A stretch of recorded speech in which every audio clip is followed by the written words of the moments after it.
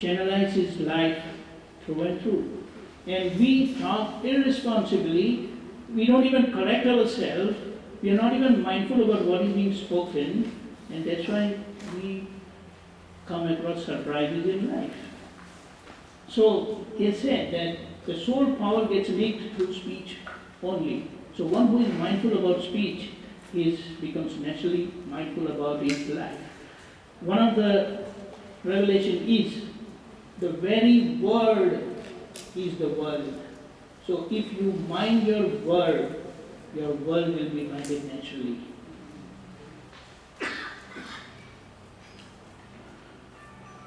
Okay. Another revelation is here. I, as such, without any ownership, is a free individual, is a free entity.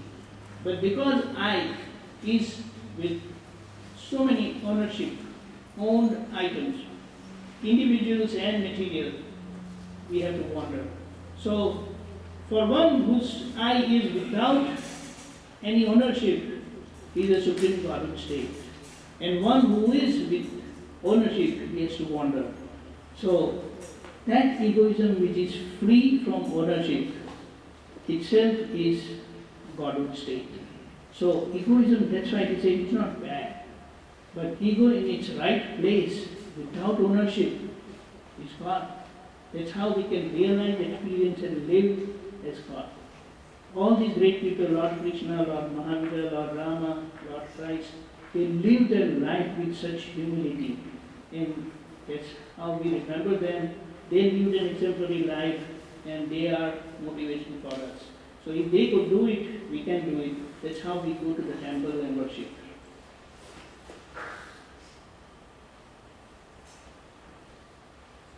Let us see now how does the Holy Testament is and why is he like that. He is egoless. He is the most compassionate person, totally free from all kind of ownership, and that's why he is a public trust.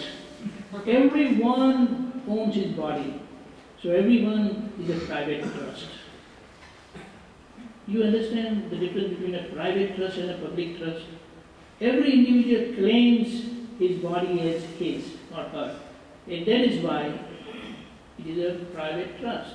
But for him, he says, my body is for you all, because whatever I had to do from the body, I have done. And so now this body is for you all. So whatever you want to make out of it, get out of it, you can do it. He is impartial, non-dual, and that's why he lived with total humility with everyone. The wonderful thing is, we all live in our body, but he teaches us how can we live in other person's body. So, why should we live in other person's body? The reason is, when I start living in other person's body, then I understand his pain and suffering, how good he would feel, and that's how I'll be a good company for the other person. And sometime back, I think so, Rajni Patel talked about that spouse don't understand each other. The reason is they are married for a long time, but they have lived in their own body.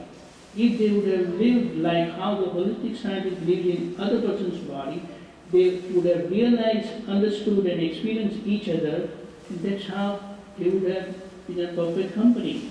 So now, the holistic scientist tells us, start living in other person's body, especially whom you come across. And most of the time, maximum time you spend each other is your family, your husband and wife, that is spouse.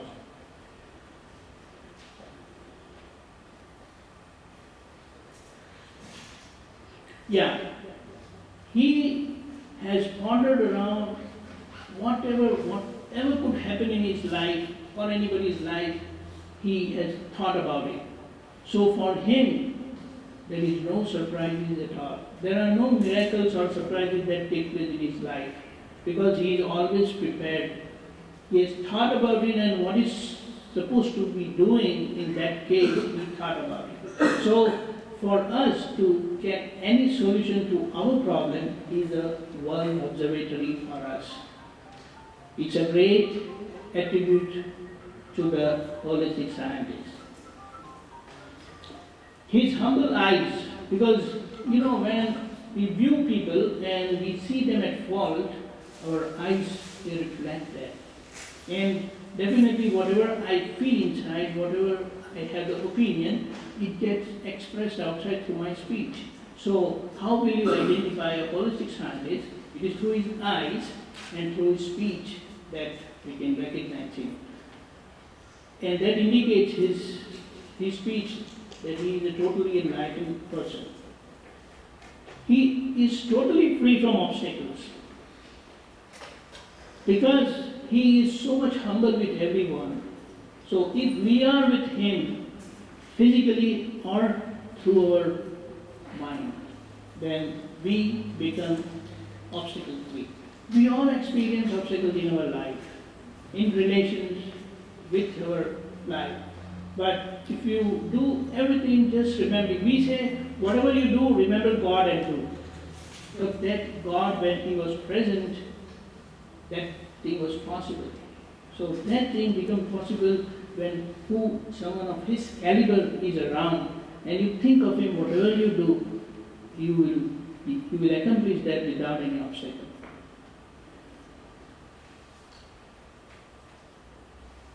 Our present life, as Dr. Mehta has said, is result of previous experiment, and while experiencing and living through the life of the result of our previous experiment, we are performing an experiment now. And the right form of experiment is given in the rich inner projection, what was given in that handout, which we can do now, and we can correct what we had messed up in the past. So as a man of total conviction, he makes us doubtless about ourselves and the world. So even if we have to go anywhere, we will always be clear in total conviction. There won't be any fear, no questions unanswered, all questions answered. He lives an exemplary life and is motivation for all. Whosoever wants to experience this ultimate happiness, he gracefully bestows them with the same vision what he lives and perceives in this world. So, because he lives with total discrimination-free vision and perfect humility, he is a wonderful company for all of us. Like how you would like to be in a company of great people, he is one of them. Normally people feel that knowing oneself, one has to do yoga, one has to read scriptures, one has to attend such discourses. No. If the only path to understand and live and become one like the holistic scientist, because that principle of holism is there within us. What we need is to live that life. And that living cannot come without coming across the true holistic scientist. So we have to seek and look around for such a holistic scientist. Then when we come across him, he can give us the same vision in just 1 hour. And this is a sure way to attain and experience ourselves who we are. So the ultimate happiness lies in the fact that knowing ourselves who we are. Because until we claim body as ours, name as ours, and name as I am, whatever that belongs to name, our body is karmic result of our own projection. So we will say, I am a man, I am old, I am young, I am an engineer, I am a doctor, I am a pharmacist, I am a psychologist. All those attributes are of our body, but when you realize yourself who you are as perpetual pure soul, then all these problems, all the attributes of the pure soul become ours. And that's how we start living our life in total humility.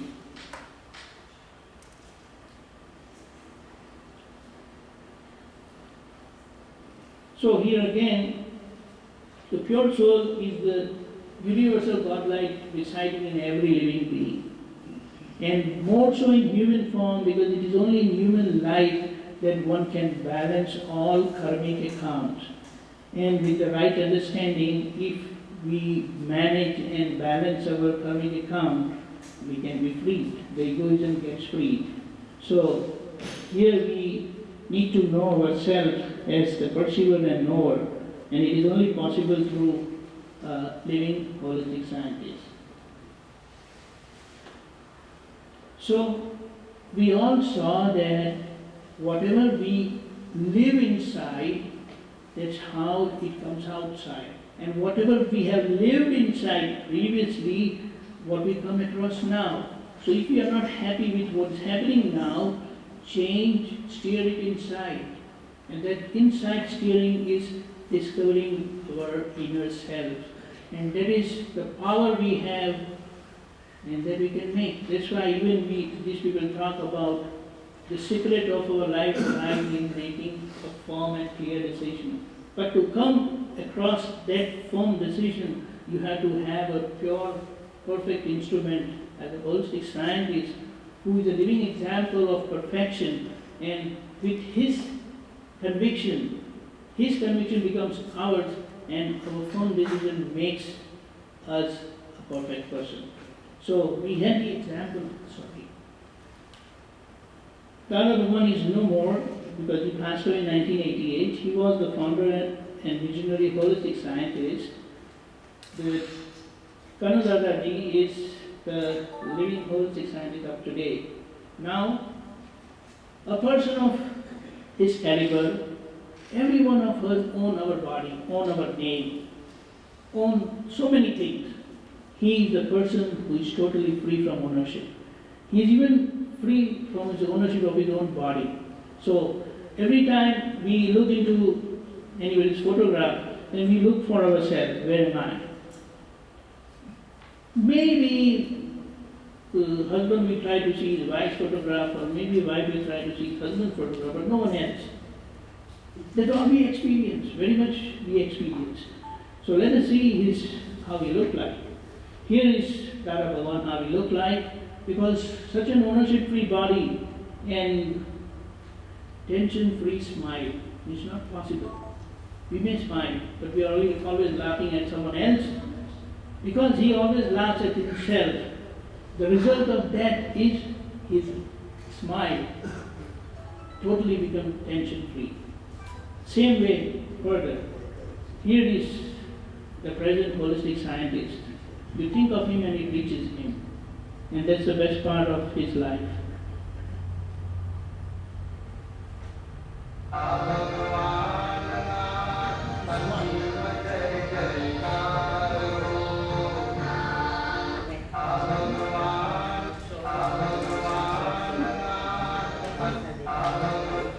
Okay, thank you so much. And if there's any questions, please come forward.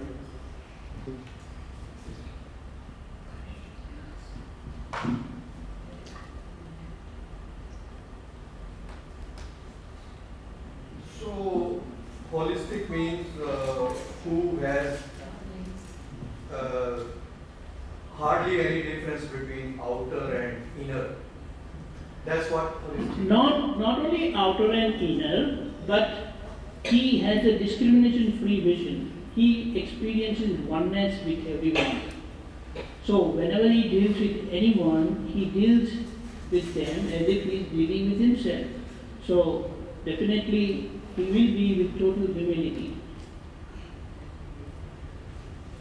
Lord Krishna preached the same thing, Lord Mahavira preached the same thing, Lord Christ also did the same thing. What we need to understand is their holistic vision. Because if you try to talk about Lord Krishna, then people who don't follow him, they say, oh, Vasudeva, this is not my religion. Shaiva, not my religion.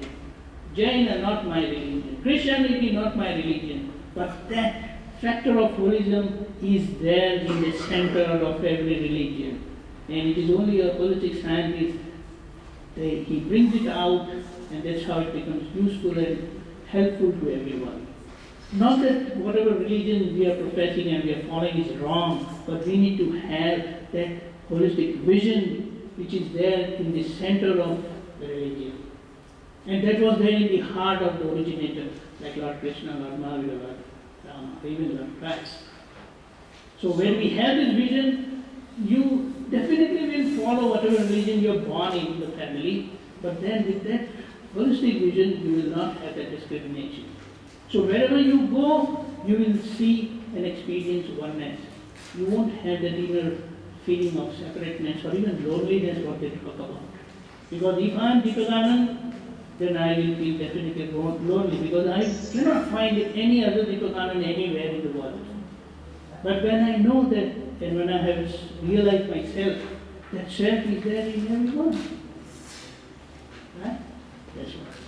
So let's make ego to eco. Yes, but that it is not eco, it is eco out as me. No, ego to eco. Eco-friendly. Eco-friendly. Right, perfect. That's what it means, truly. That's true. Yes, please. You were saying, you see the self in everyone. So who is that selfless, that Atma? So how do I recognize that Atma in me? Yeah, quickly, I'll just say. When you were born, how did you know that your name is Sandhya? Everyone who came to the cradle, they shouted. They bombarded you with the same sound. Sandhya, Sandhya, Sandhya, Sandhya. So, over a period of time, you started realizing, oh, it means Sandhya means me. So now, any sound that comes from anywhere, Sandhya means, you will immediately look around, who is calling me? Because all other people also believe like, I am Avni, I am Deepakanand, I am Rajni, and all that. Right? So, when you come across a holistic scientist who lives as pure self, because he has dissolved all his individuality as name, and that's how he can impart and bestow the same vision to us. And when that vision is acquired, you start living yourself as self. And then you see yourself in everyone. That's what happened with Arjuna. He saw Lord Krishna because Lord Krishna imparted him that vision that see how I am in everyone. And then he says, now onwards. Now that you have the vision, you see me everywhere. And the moment you start seeing yourself everywhere, you will experience yourself in everyone. That's my question. Like, I'm saying others or even me, I am made up of 5 materials. Correct. My sharir is not permanent. Correct. So we say soul is permanent. So how do I identify that soul? Is that only an experience? Or is it the life that I take the breath? Like once my life goes out of this body, because the body perishes and my intellect, everything dies with that. Like all the 5 senses dies with that. So is that soul, what we say, the soul is, birthless, imperishable, continuous. What is that? Is that the life that goes away from this body and then takes another body and another? How do I identify that Atma or that soul? Yeah, one who has identified, recognized, and experienced, he can pass on that experience to you. And you also see what the world has done. They have passed their experience, that name and I am, and that's how they have hammered you with that name, that word. And you gather that, oh, I am Sandhya, because everyone feels they are like that, like that, like that. So you started experiencing that I am Sandhya. The moment you say Sandhya, Sandhya is nothing but karmic result of the previous projection.